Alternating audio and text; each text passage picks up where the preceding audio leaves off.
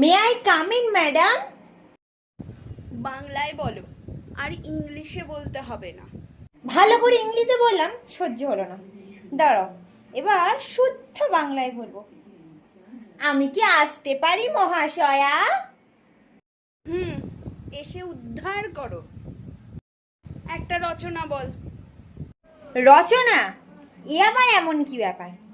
রচনা রচনা রচনা রচনা। আরে এরকম না, পশু পাখি নিয়ে রচনা বল। তা আগে বলবেন তো পশু পাখি নিয়ে রচনা। আমি কি পারি না নাকি?